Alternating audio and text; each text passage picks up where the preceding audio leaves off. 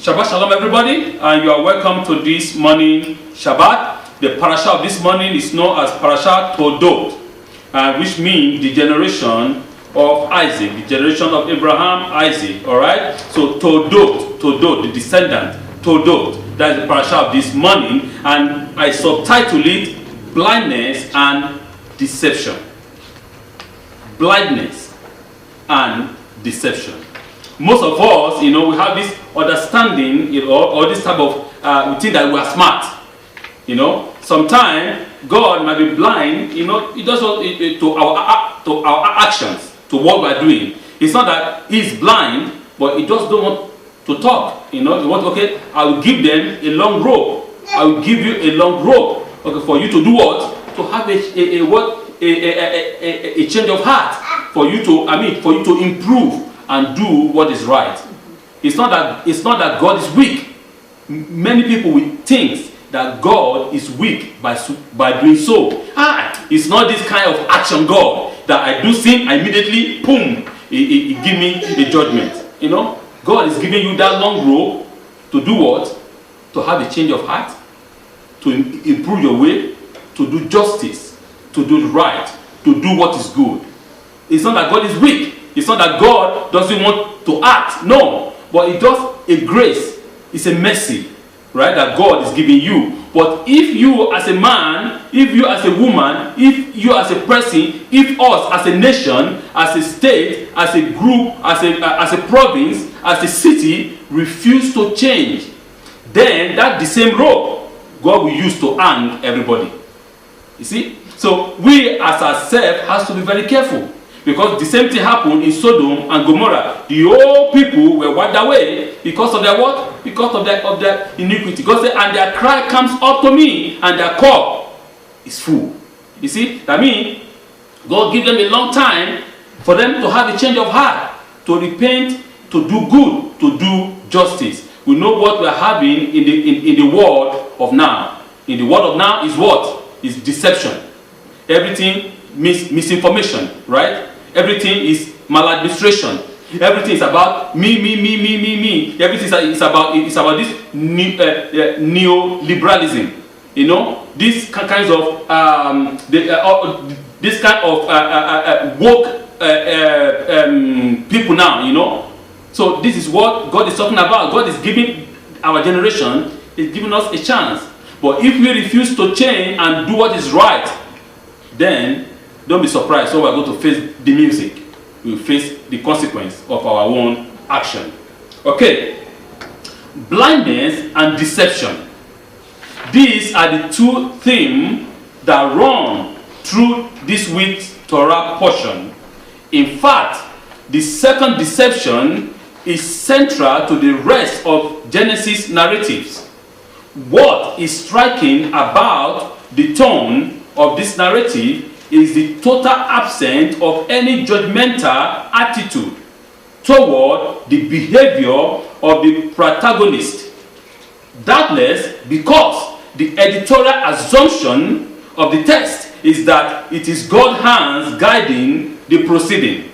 This is what I'm trying to tell us in this short statement, is that what happens today actually run throughout entire the book or the history of Israel. Today actually determine who Israel is. Because the second deception is the worst of all. That was when Jacob took the blessing of Esau. When he took the second blessing from their father Yitzhak. Right? So and that actually begins the bitter hatred between the two brothers. And we can this morning just a little bit. I want to do a little bit of advocacy for Esau. Okay? Because we can see who the protagonists are in the story. It is very clear. The protagonists are Jacob and his mama, their mama Rebecca. Because we have to put ourselves in the shoe of Esau. Let's put ourselves in the shoe of Esau. What will Esau feel? If you are Esau, what will you feel? Because we read the story from the from the scope, okay, from the perspective of the Israelites. What of if this perspective is now changed to that of the people of Esau? What are we going to read? What would be their own story?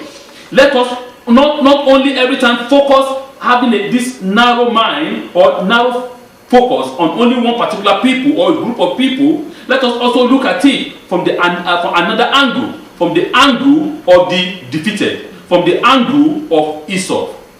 What will Esau feel? If you are Esau, what will you feel? Your mama conspire with your brother to cheat you. Your mama conspire with your brother to take away your blessing. Your mama conspire with your brother to take away your rightful firstborn rights from you. Is that good? As a person, of course, you are going to feel very bad for that family. You will hate that family forever. You will hate your own family because they conspire against you, because they turn you to the enemy. But let us understand, also seeing from the perspective of who? Of Rebecca, their mama. Rebecca had a revelation from God that the oldest one will serve the younger one. Yes, but why can't we wait for God to do it? Why must we put our own hand in it? Let us look, and we are going to understand why Rebecca did so in this parasha. Though God's involvement remained well hidden, the narrator is free from having to pass judgment on what is transpiring. Instead, the protagonists are portrayed as acting in a thoroughly natural way. They do what people typically do in similar circumstances. What remains striking is the richness of the character portrayed that are evoked. So this is what the Torah is telling us, that our patriarchs, our matriarchs, our forefathers, they are what? They are human beings like you and me. I keep on saying that our forefathers, our foremothers, they are not angels. They are human beings with flesh and blood and bones. You see, the way they act shows us their humanity, shows us that they're human beings, just like me and you. Why did the Torah prostrate their character in this way? In order for us to be able to do what? To associate ourselves with them. Because if they become a superhero, as I keep on saying, we will not be able to associate ourselves with them. We have to be able to associate ourselves with these people so that we can be able to improve our own life. You can say, okay, you know what? If Rebecca can make it, me too, I can make it. If Abraham can make it, oh, me too, I can make it. If Isaac can make it, well, how about me? I can make it too. If Jacob can make it, then me too, I can make it. Because Abraham, Isaac, and Jacob, they don't have two heads. They have only one head, just like me. So if they determine to obey and follow the commandment of God, and follow the decree of God, and follow the ordinances of God, me too, I can do that. Me too, I will be determined to follow the Torah, just like the way my forefathers follow the Torah. First, Isaac. The conventional wisdom is that of the three patriarchs. Isaac is the most shadowy as a reaction to the trauma of the Akedah. That is what some of our sages said. It has even been suggested that Isaac never existed at all. That he represents simply a bridge between the monumental father and his complex son, Jacob. But this assumes, among other things, that Abraham and Jacob are indeed historical personality. You see? So, because in the history, if you read the Torah and the history of our patriarch very well, you see Abraham so tall, you see Jacob so tall, and Isaac so little. There is not much information that we know about Isaac. So very little information. Isaac is this kind of passive, calm, made man. You see, he doesn't fight, he doesn't quarrel. Unlike Abraham, his father, when there is a problem, he takes his army he go and conquer. Abraham was a man of action. Jacob is another man of actions, you know. But in the middle, Isaac is a mid man, calm man. He doesn't look for trouble. He put his head in the sand. He doesn't want problem at all. But that doesn't mean that he's afraid of problem. No, he's just this kind of a diplomatic man. You know, he's a diplomatic man. So there is a lot of written about asceticism. That even said, some of people said, you know what, Isaac never existed. That it is a kind of, that we just imagine him to link Abraham and Jacob. That the personality of Isaac does not exist. But according to the Torah, it exists. But many people doubt him because the very few information is known about Isaac Avinu.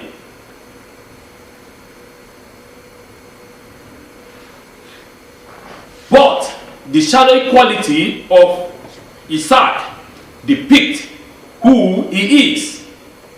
In other words, Isaac seems to have no independent identity beyond his relationship with his father and his son.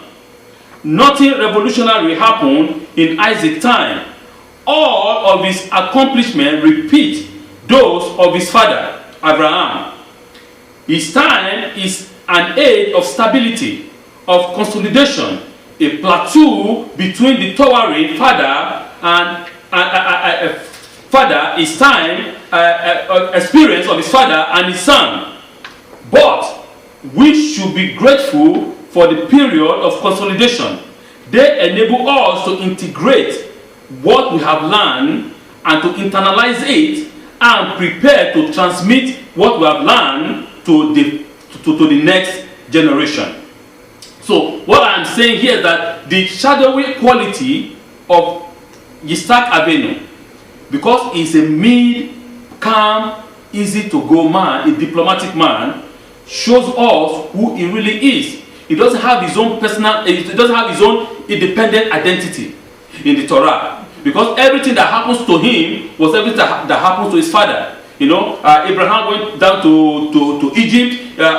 He went to the Philistine. There was starvation in the land, famine in the time of Isaac. The same thing. Sarah said, "Abraham is my brother." The same thing. Rebecca said that Isaac is my brother. So it's a kind of reputation. It's as if everything that happened to the father happens to him exactly the same thing, as if history is repeating itself in his life. So there is no independent identity that said this is a great thing that happened during the time of Isaac. We don't have that in the Torah. There is nothing like that in the Torah. But one thing that it is very important is this, that the time of Isaac is a time of what? Is a time of consolidation. It's a time to consolidate all the things that we have learned, all the things that Abraham has transmitted to his son, what? Yitzhak, is to consolidate them. And now Isaac is now the person who has to transmit this, everything that he has learned, to the next generation, that is to Yaakov, our forefathers. It's the same thing that we can also see in the life of David HaMelech. In the time of David HaMelech, you can see the David HaMelech is monumental. A great thing happened during his life and his time. He did a lot of things, right? And if you look at his son Shlomo, a lot of things happened too. Great things happened. They built the temple and so on and so forth. But if we look at what David learned, he transmitted it to his son Shlomo HaMelech. And Shlomo HaMelech consolidated the entire country. Consolidate the entire thing that his father began by building the temple, the first temple, where everybody can come and serve God in spirit and in truth. And then he transmitted it onto his son Rehoboam. Right? This is what we are seeing. But in the time of Rehoboam, his son, there's a lot of problems that happened. Right? The kingdom divided during his time. So this is what is exactly the same thing that's happening between the time of Abraham to the time of to the time of Jacob Avinu. Isaac was blind, or was he? It's a question. The text contains sufficient hint that Yitzhak knew perfectly well that it was Jacob who stood before him for the blessing, and not his beloved son Esau. Neither was Yitzhak's failure an intellectual blindness, but rather the intuitive reaction of a mild-mannered man who could not confront his son or his wife who deal openly with their trickery. Yitzhak was blind to the fact that failure to deal with conflict simply perpetuates the conflict, never resolve it. As I said, Yitzhak as a man, Yitzhak as a personality, Yitzhak as a person is a mild-mannered man. He's a man, he's a calm man, he's a diplomatic man. He's a very calm, easy to go man. To him, he rather pretend as if he didn't see than to stand up and act. But I said, we are going to see it later. I repeat myself, don't think that is a weakness. It's not a weakness. It's just his ways of doing things. The way he does things is different from the way his father did it. So he is kind of a I would say a refined man. It's a kind of a refined man. Okay. So Isaac here he thinks that him keeping silent, him hiding his head in the sand will resolve the matter. No. It's like as the saying go, a man is faced with a problem. You go and hide his head in the sand like ostrich, thinking that the problem will pass away. No, if you raise up your head again, the problem is standing before you, staring at you. So what we should learn from here is that a problem cannot go away automatically on his own without us not fighting and confronting that problem. We have to confront problem and stop it, and so that problem will not continue. Because by Isaac failing to confront his son, to confront his wife, their actions, he perpetuates those actions. He allowed himself to give the blessing to Jacob by the trickish way of their mama Rebecca. So this is what Rivka. So this is what I am saying here, that we as a man, as a leader, will have to stand up sometime and be able, and act in the way of justice, in the way of what is right and what is good. Remember, I said I want to be an advocate for who? For Esau. Because if it is you that's, of course, you won't take it easy. Now, if we are of the descendant of Jacob, we are happy that all the blessing is upon us. That we took all the blessing. Yes, it's good. And we wrote all the. We are the victorious one. We are the one that wrote all the history, right? But if we look, if for instance, if we ask the descendant of Esau, what do you think about this history? They will tell us another thing. Not necessarily everything that we has written down. So this is what I'm trying to say. Rebecca emerged as the most rounded of the matriarchs. Her behavior reminds us again that these biblical women are strong-willed, self-assured, and competent human beings. Rebecca clearly loved her husband, but because she also understands her sons, she is determined to protect Isaac against himself. She knows what has to be done and proceeded to do it in whatsoever way is available to her. So Rebecca, as the mama of the two, of course, is a mama. You see, we also say a Hebrew family is always a broken family from the beginning. We can see the family of our father Abraham Avenu. It's a problem there, a lot of problem. Ishmael taking run away, send him away. Everything is always divided. A broken family. Look at the family of our father Isaac Avenu. The same thing. It's a broken family because the papa loved one and the mama loved the other. So there is no this unity, oneness in the family.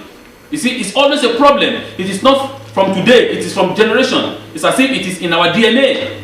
Look at even the family of our father Jacob Avenu. The same thing. He hate this one. He loved only Joseph. Everything is divided. So this is where the problem is.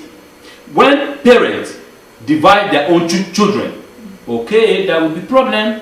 Because when you openly show that you favor one child against the other, when you openly show to the whole world that this is your beloved son or your beloved daughter, and this one I don't like, this one I don't like, this one I don't like, it's not right. How would they feel as children, as your children?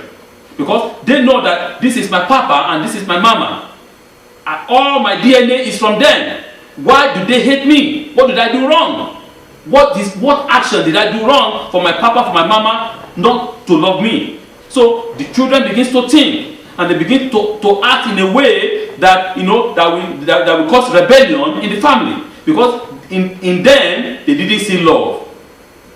The papa, the mama did not show them love, because Rebecca showed love to who? To Jacob, not to Esau.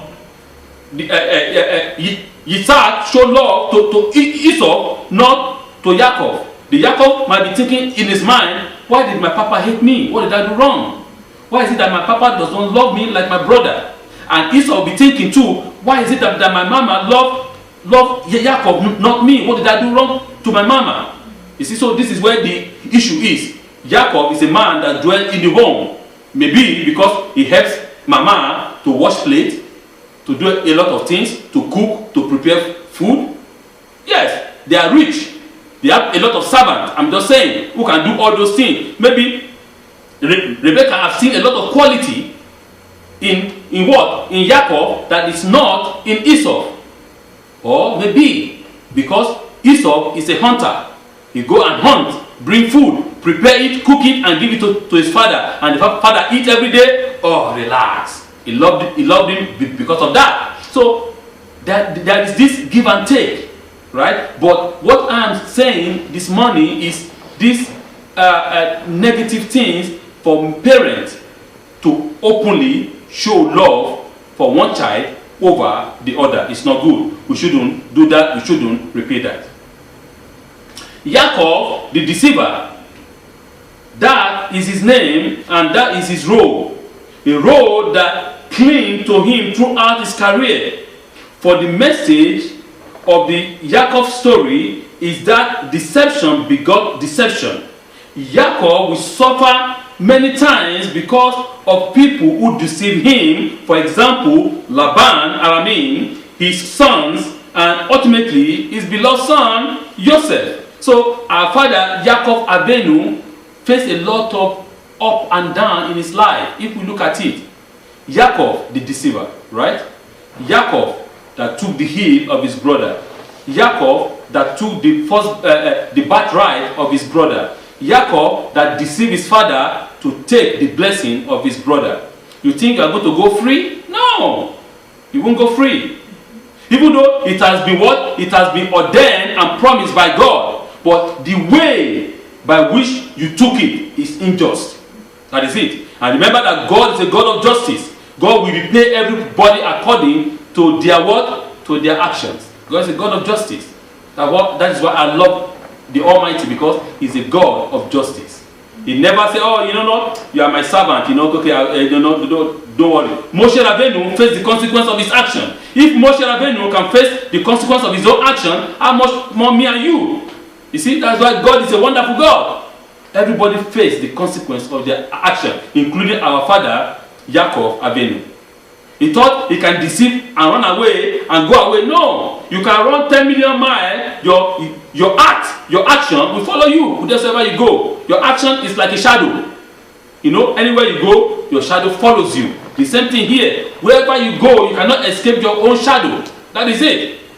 So Jacob here ran away thinking that, oh, everything is good, everything is fine, I escape. No, your action follows you. Laban deceived him, right? And he can feel how a person, how his brother feel when he deceived his own brother. Once you put yourself in another person's shoe, I mean, your world will change.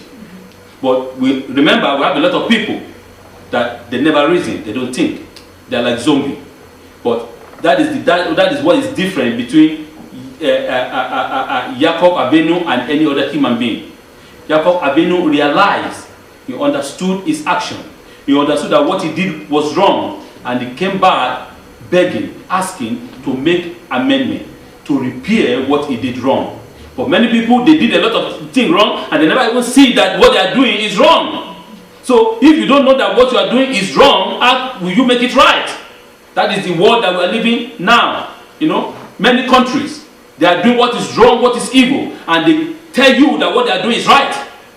What are you going to do? So, but when you realize that what you are doing is wrong, when you realize that what you are doing is injustice, then this is the beginning of repairment. This is the beginning for you to repair the injustice that you have done. And Jacob Abenu realized that when he was deceived by his own uncle, right, Laban, he understood that, oh, what I did actually with my brother is not right. It's wrong. And again, he was deceived by his own son. Oh, when they sold their own brother into slavery, right? And they came home and told their father, oh, the animal, kill him.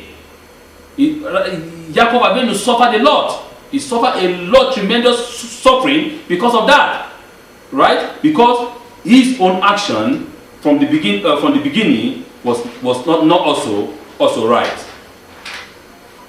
So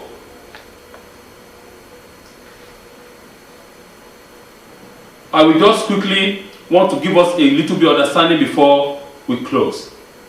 The full irony of the story emerged only in the later tradition when Esau identified first as the father of the Amalek, and later with Rome, still later becomes identified with Christianity. The theme of Christian superstitionism, that is, the idea that God's covenant through Jesus of Nazareth was designed to supersede or supplement God's earlier covenant with Israel, which is commonly understood to be central in Paul and later becomes normative Christianity.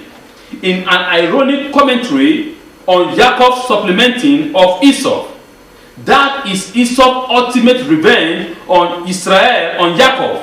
And only within the past few years, in the writing of Christian theologian whose name is Paul Van Buren, has that reading of Paul began to be questioned. Because many people think that Jesus is the one that created Christianity. No, Jesus never created no religion. Yeshua always go to the synagogue from the beginning of his life to the end of his life. He never created Christianity. Shaul created Christianity. It was Shaul. It was Paul that created Christianity, not Jesus. No. They just took this man, this Jewish man, and rebrand him and repaint him. And because Shaul himself, he said a lot of things, that sometimes he was a Pharisee. I understand he's zealous for the work of God, for the things of God. I understood that, But there's a lot of things that maybe I said might be mistranslation. Which Shaul, sometimes there's a lot of things that Shaul never said, but they put in his mouth. That, okay, this is what Shaul said. No. If you read it perfectly, we will see that Shaul never said a lot of things that the people are saying that this is what he said now. No. But the identity, I'm trying to say, the identity of Esau is it has been identified as Christianity. Before, the first identity was, they said Esau is what? Is Amalek. Esau is the grandfather of the Amalekites. Right, but in history, there's a lot of things, because in the book of Genesis, before Esau was born, in the book of Genesis chapter 14, we can see that they even mention Amalek. So, who are these Amalekites that were mentioned before Esau was even born? Or Eliphaz, who is the grandson of Esau. So, there's a lot of confusion there, you know. Maybe there were two people, maybe there are one Amalekite that is one, and another Amalekite later on. But this is what history talks about. That later on, stages, right, qualify Esau as Rome. And we know that Rome is Christianity, right? So this is what they are just trying to brainstorm where Amalekites still remain. Because in our history, we understood who Amalek was. And we don't want Amalekites, what they did against us, we don't want it to repeat itself. So our sages, our elders, our wise men were trying to look where Amalekite might be hiding or disguising himself. So we need to understand their own understanding and where they are coming from.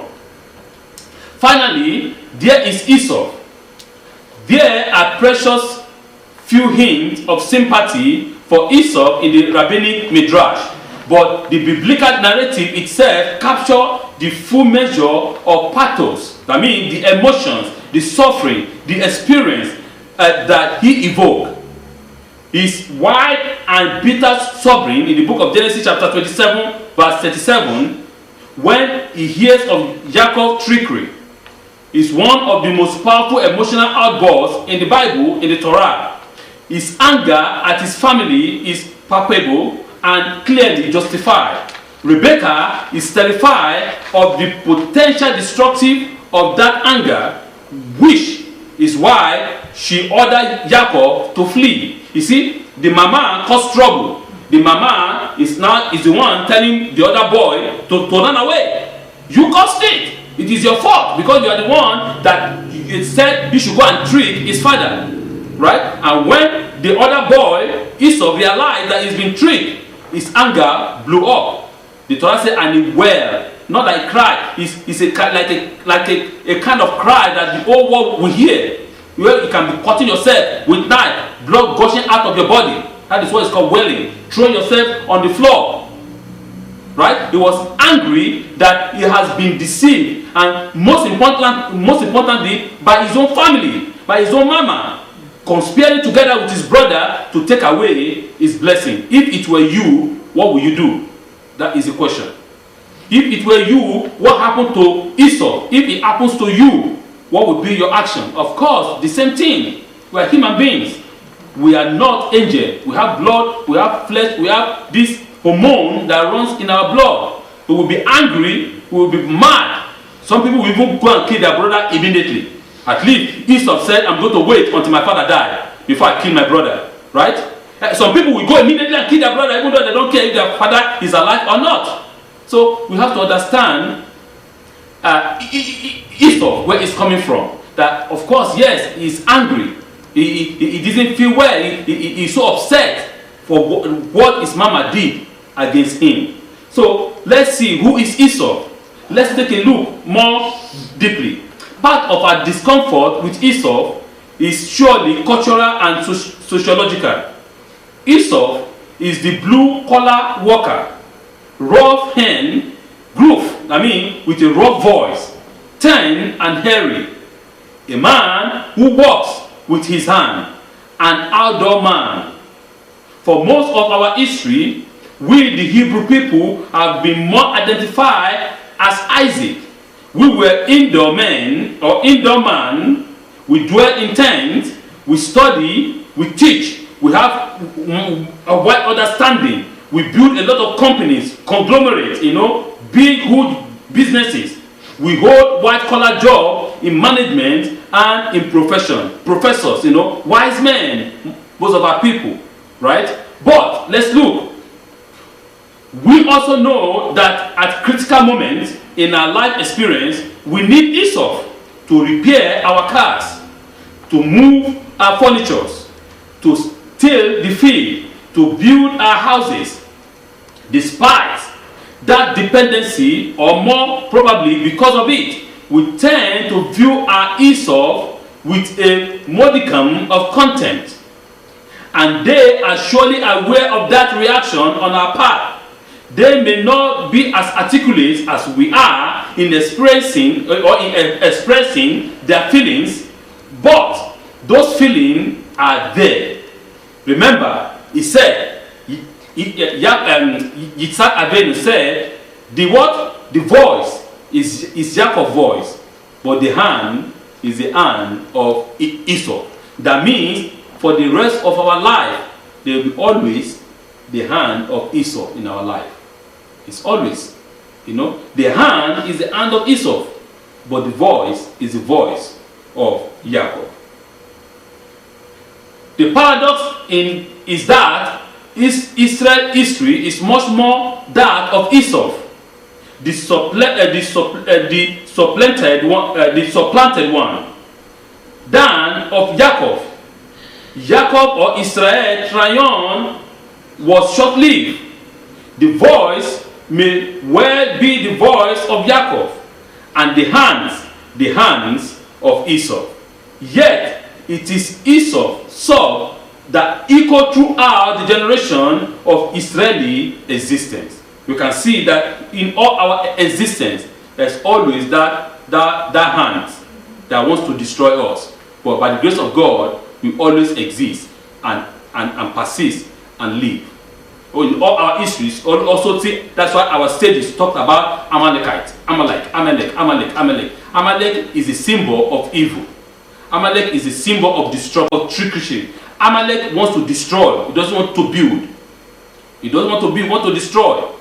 His life is to lick blood. That is Amalek. But God is saying He's going to destroy Amalek.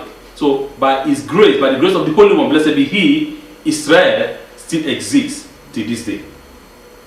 Finally, when we compare Isaac, the personality of Isaac Avinu, with that of his father Abraham Avinu, Abraham comes across as a doer. He's a doer and he's an action man. That is Abraham. While Isaac, on the other hand, seems to be a rather passive nature. He accepts the things that happens to him as they occur. For instance, the Akedah, the binding of him to be sacrificed. But as the old saying goes, still water runs deep. I repeat, still waters run deep. Isaac is a passionate man. Abimelech realized that Rebekah is not Isaac's sister, but his wife, when he sees them being intimate with each other. Then Sarah was barren. When Sarah was barren, Abraham did not behave like a man of action. He just simply accepted his lot. There is no evidence in the Torah that he petitioned the Holy One, blessed be He, to take away Sarah's infertility. Isaac, on the other hand, does not accept Rebekah's barrenness and pray to God, to the Holy One, blessed be He, to grant her a child. When the Philistine became jealous, Isaac, blocking off his father's well and kicking him out of town, Isaac does not accept the situation. He doesn't go to war with the Philistine as Abraham might have done. No, Isaac's way is more pragmatic. He reopened the wells that Abraham has dug, calling them by the name given to them by his father.